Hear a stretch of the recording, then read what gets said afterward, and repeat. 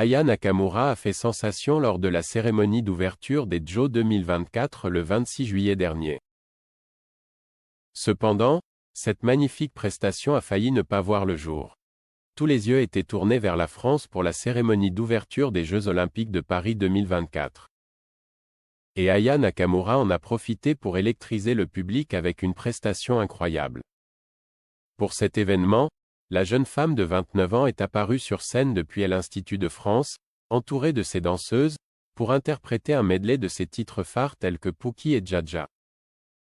Ainsi qu'une reprise emblématique de Forme formidable de Charles Aznavour.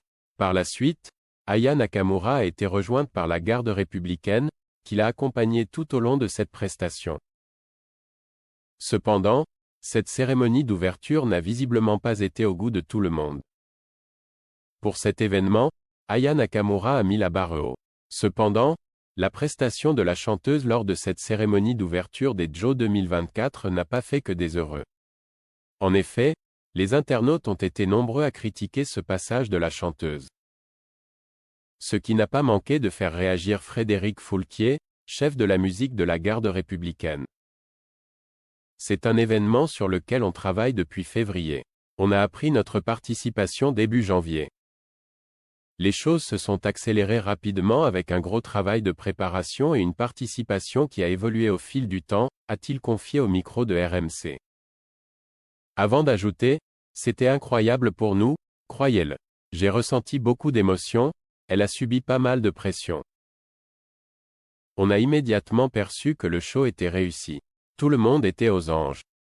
Malgré les critiques, Aya Nakamura a « dead » ça lors de la cérémonie d'ouverture des JO 2024. En effet, la chanteuse a conquis le cœur de nombreuses personnes. D'ailleurs, il n'a pas fallu longtemps pour que sa performance devienne virale sur les réseaux sociaux. Sur la toile, les internautes partagent des vidéos sur lesquelles ils reprennent les paroles et la chorégraphie de la jeune femme. Selon les informations du Parisien, le passage d'Aya Nakamura a généré plus de 70 000 créations sur TikTok. Et cumulé 228 millions de vues dans le monde. Suite à ce phénomène incroyable, le Pont des Arts est devenu le Pont d'Aya Nakamura. Cependant, cette performance inoubliable de la chanteuse a failli ne pas voir le jour. Lors d'une interview accordée aux Parisiens, Victor Lemann, directeur musical des JO 2024, s'est confié sur cette séquence. En effet, c'est ce dernier qui a proposé la musique à Aya Nakamura. Cependant, cette dernière était loin d'être conquise à la première écoute. Elle écoute, elle nous laisse parler, elle ne dit rien pendant un certain temps. Ça n'a pas été un oui tout de suite. Aya est mesurée, réfléchie. Elle ne s'est pas lancée tête baissée sans comprendre le symbolisme du tableau. Joe ou pas Joe, si ça ne lui avait pas plu, elle ne l'aurait pas fait, a-t-il confié. En plus, qu'à cette période les rumeurs sur sa participation battaient leur plein. On était en plein là-dedans quand on a commencé à discuter et à enregistrer, explique Victor Lemann. Donc son oui était un oui en conscience. Les choses ont continué à avancer sans hystérie. Je ne pense pas que les polémiques aient coulé sur elle.